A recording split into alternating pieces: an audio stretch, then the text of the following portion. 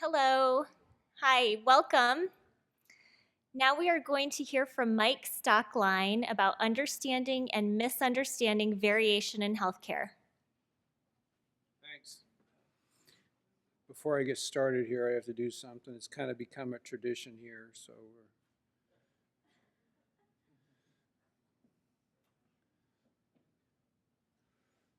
this is the crowd. This is a proof that I was here presenting here. So everyone wave here. I got such a big audience today, people. So thank you. I'll tweet that later. So I have 30 minutes to talk about something that took me about 6 months to write. And I think I'm about halfway done with writing this. So I'm interested in any additional input that people have on this topic today. So as a little bit of background, I presented last year on a paper. So this is like part 2 of a 2-part paper.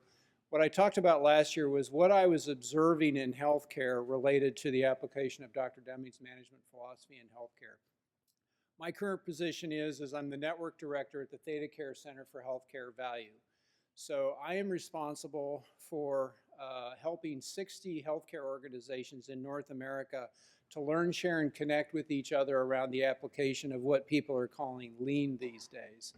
And my background with Dr. Deming goes back to 1985 when I first met him. I helped him with a number of his 4-day seminars. We corresponded and all this stuff. And his thinking's always been in my head. So what I was interested in last year is what's showing up in healthcare related to the contributions that Dr. Deming made. So last year's paper traced it to the stuff that we see on the surface where people are trying to improve things in different ways to improve that. And then I started asking questions about, so what's underneath the surface? And this metaphor of the iceberg I learned from Barbara Lawton years ago.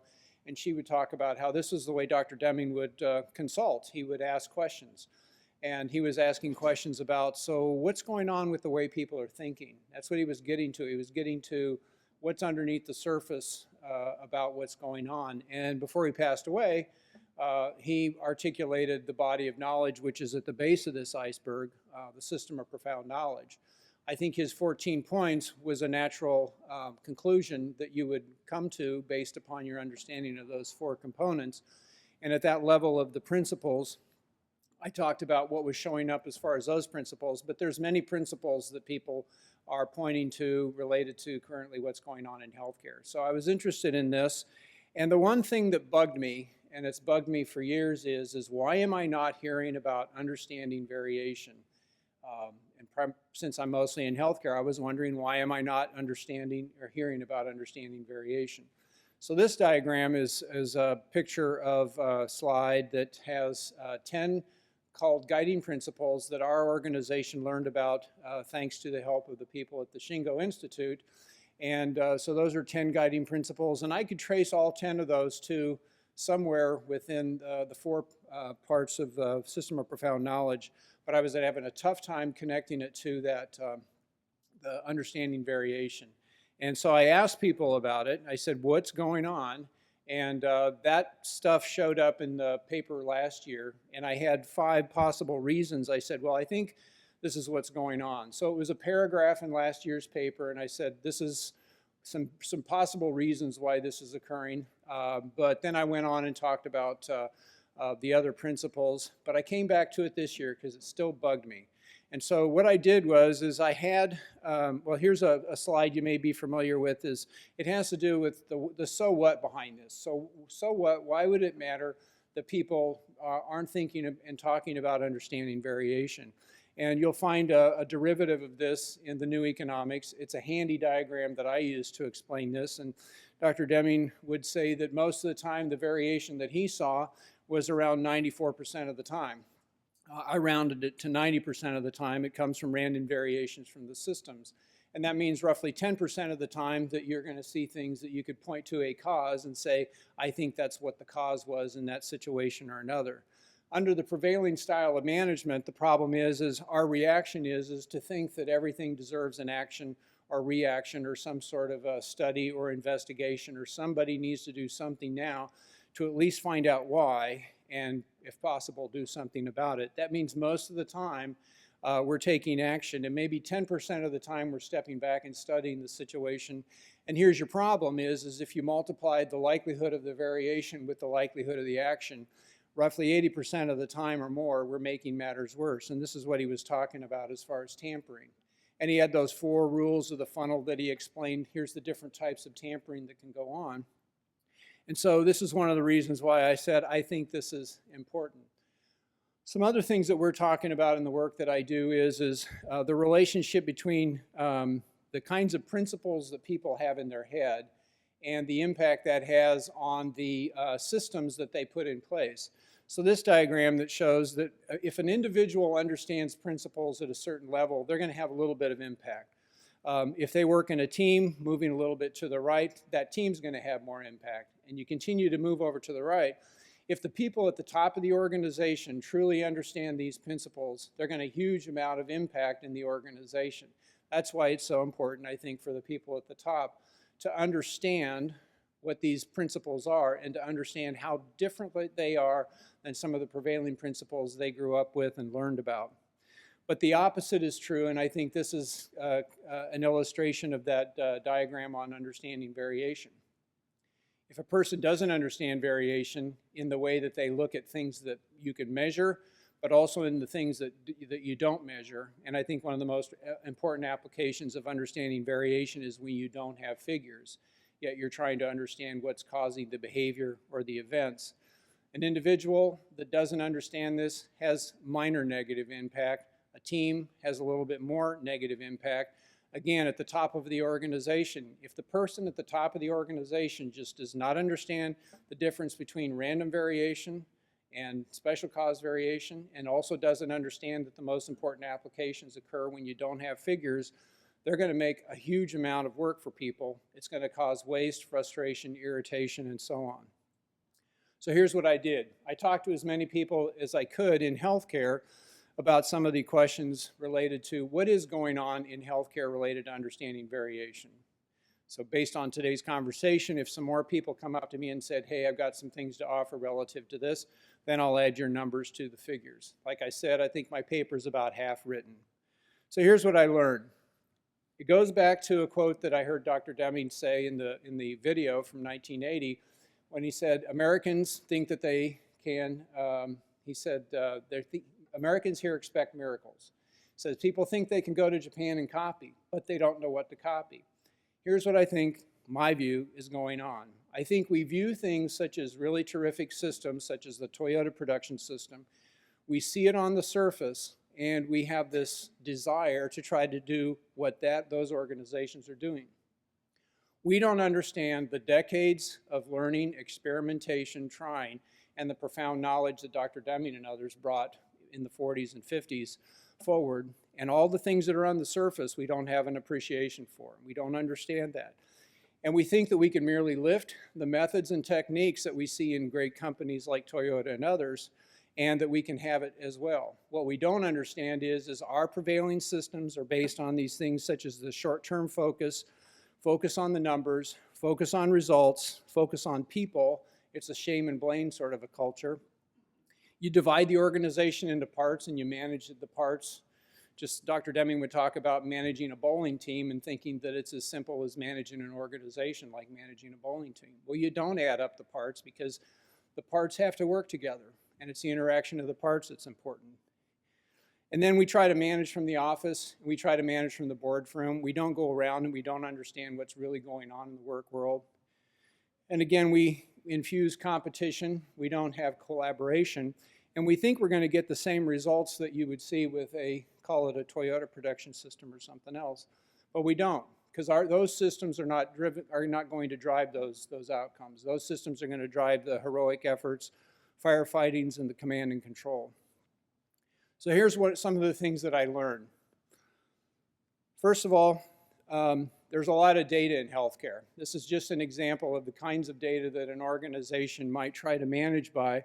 Lots of things that they're trying to keep track of by time sequence and also by different departments, and so they'll give them colors and they'll try to make sense of it. Many times these numbers or requirements for numbers comes from the insurance company or people that are paying for the care.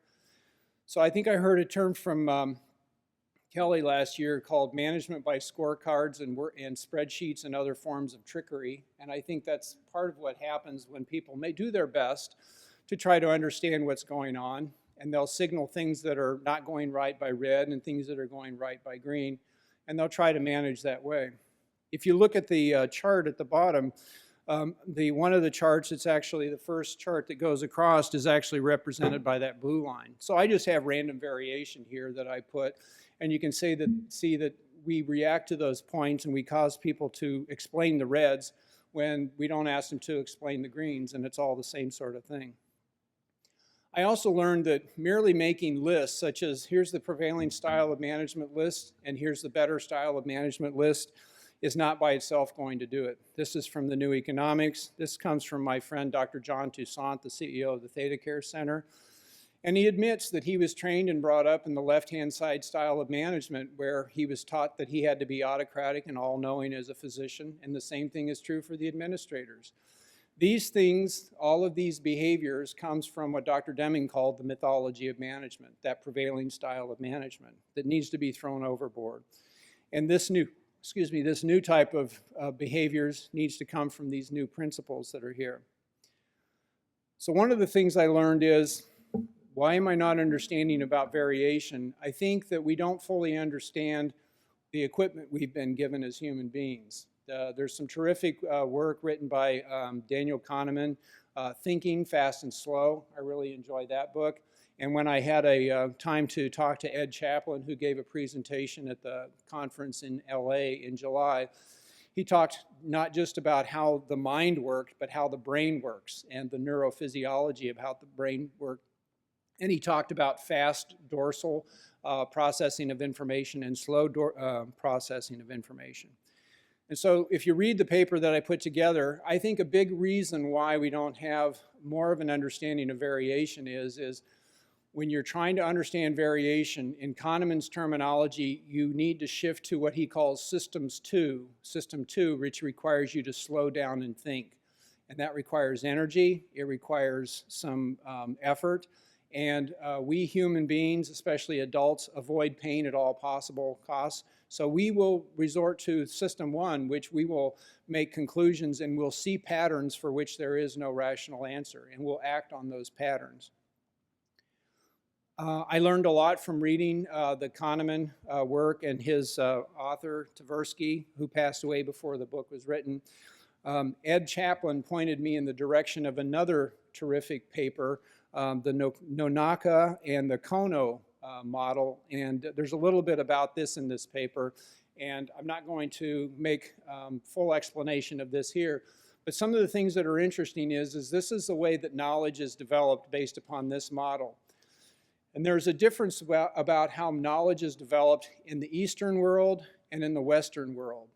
In the Eastern world, there's a much more of a comfort level to stay at the tacit level, to not write things down, where we assimilate information just by being around each other and talking with each other.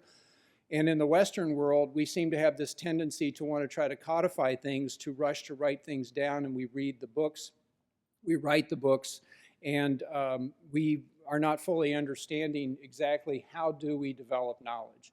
So it's interesting, as I was trying to understand why am I not hearing about understanding variation, I kept getting pointed to these other three components of a system of profound knowledge. I found answers in the theory of knowledge area, which is where this came from. I found answers in the psychology realm, which was where a lot of the fear comes from. And so it was very interesting in that term.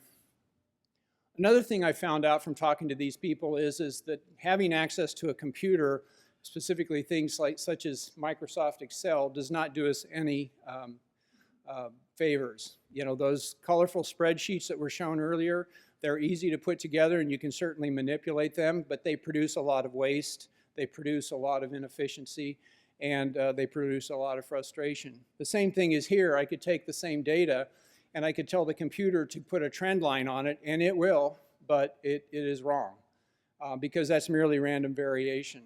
And it fools us into thinking that something is happening when it actually isn't. Another thing I learned in healthcare is it's related to processes. The idea of a process in healthcare is really a new concept. There's no such thing as even a process in most of the care delivery that's going on in healthcare. If you were to go, and we could go to the medical center that's close by, or really any medical center around here, and look at the different processes, you would see that there really is no such thing as one process. Not really. I think there's efforts to try to rectify that, but you find out that one doctor has it a certain way, another doctor likes it another way, and the nurses need to figure out how Dr. A likes it and how Dr. B likes it, and then you have all this variation that occurs. And even the random points of variation is kind of a summary of all those different parts of variation and all those processes you see. So I found another answer in the realm of psychology, especially in middle management. Even if people understand the difference between random variation and special cause variation, doing nothing is often not an option. So if I'm a manager of a department and my boss wants an answer, what am I going to do? What's interesting to my boss becomes fascinating to me, and I'm going to, go look for those things because that's what my boss wants me to do. And if I'm afraid of not doing that, there's going to be repercussions. So doing nothing is often not something that is not possible. Another thing I learned about, or relearned about, I think, is if you were taught about statistics in the use of enumerative statistics, in other words, counting a frame and making judgments about a frame, which is like taking the census and understanding those things, which is the way most people learn statistics in high school and college. That's not the kind of statistics that Dr. Deming was talking about. He was talking about understanding and improving processes, which was analytic statistics. And so there's big barriers that occur if people have been trained in a certain world and they're not understanding this.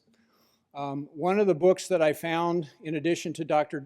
Deming and Dr. Wheeler, is a book called The Cult of Statistical Significance, recently written by McCloskey, Ziliak. Fascinating book that shed some light on exactly what was happening in the development of the world of statistics and understanding statistics, and what they called the cult of statistical significance. So again, it's a trap. If you put this world of variation into a box and say that must have something to do with statistical significance or the kinds of statistics that I was sick of when I was in high school or college, you're not going to be open to understand that it has anything to do with anything else. So I learned a lot about some of the reasons why this is going on, and as with anything, there's no one single cause and effect and say, I know why we're not talking about variation, because it is a system, and there was many causal factors that are related to this. And as I said, I'm not done yet with writing this paper. So as I meet with people at the conference today and talk about what I've learned, I'm going to find it very interesting, and I would like to add some topics to the paper. And I'm interested in some new topics. So I tend to write about things that interest me or bug me. And so two possibilities for the future, maybe next year, is I guess what I'm calling performance evaluations. How is this still a thing? That bugs me. And then there's a lot of talk about leadership competencies and this ability that you can identify different things that should be put into people or people should have. And if we did those things, we would have great leaders and great organizations. And I'm not so sure. I don't know the answers, but I'm interested in studying them. So how am I doing on time? I probably have 5 minutes left. I have 10 minutes left, so great. I can either let you out early or I would entertain any questions. Here's a question back there.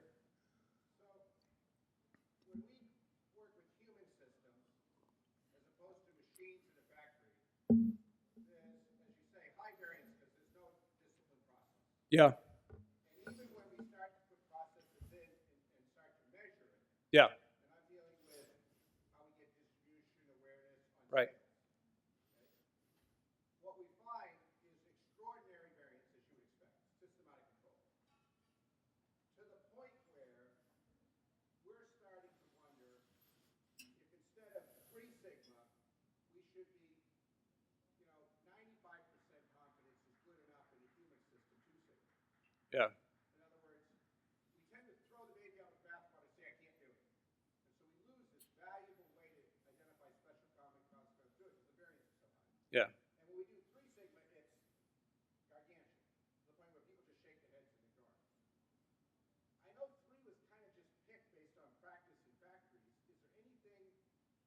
associated with human systems where there's so much more variance? I mean, I know it should be, Um, but you're not going to get to 99 point. in talking to when Dr. Deming was alive, and we would have conversations about this, and in talking to Hero Hackabord and other people that are still around that I can ask questions about this, what I've learned is the more that you understand how to manage variation when you have data, the better you're going to be able to understand variation when you don't have data. And so the most important variation you should be looking at is the kind of variation that you can't measure with a yardstick or a stopwatch or anything like that. But you're looking at variation in behaviors. You're looking at things, events that occur. You're looking at things that you notice. And people think that behaviors are subjective and they can't be measured, but that's erroneous. You can observe behavior and you can notice behavior at a certain level. I think that when you understand that most of these behaviors are driven by the systems that are in place, and if we study and improve the systems, we're going to improve and reduce the variation. And so I think that I would think less about, when it makes sense to think about 3 sigma, 6 sigma, or as Paula Marshall talked about last year, the craziness of 9 sigma and all this sort of stuff.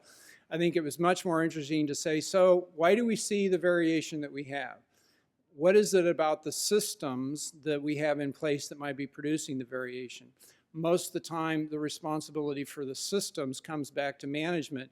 It could be the way we trained people. It could be the way that we educated people. It could be that we don't understand the variation in how people learn.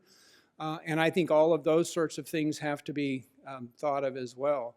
And I think that when we do have measures, it deserves to understand variation. I'm convinced that Dr. Deming was not talking about SPC when he said the most important fundamental point in his philosophy was about reducing variation. I'm convinced of it. I think he was talking about the management of people, understanding differences in people, and trying to help everyone to take joy and make a contribution to work. So I think more studies deserved, and I think we have to sort of loosen up our brains a little bit around what are we talking about with variation, and we have to understand that these things apply, these concepts apply when we don't have yardsticks and stopwatches. It applies when we're noticing things. So I don't know if that answers it, but I mean, if you want to help me make the next version of the paper better, we can talk offline. Was that applause a signal that we're done? 7 more minutes, really? I guess I just sped right through that. That 6 months went by fast that I wrote that paper. How many people? Oh, yes, go ahead.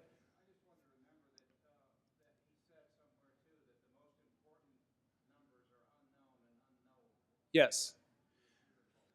Yeah, I think that if I went to those diagrams that showed, the negative effects when top management doesn't understand these philosophies, back here to these slides, right here.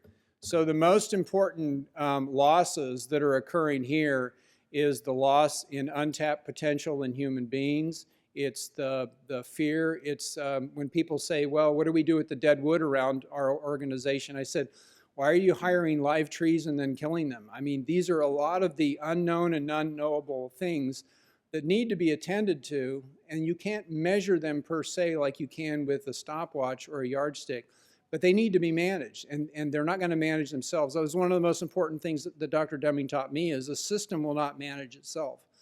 A system needs to be managed, and people are a part of the system, so we can't cop out and say, well, the system did it, I guess there's nothing we can do.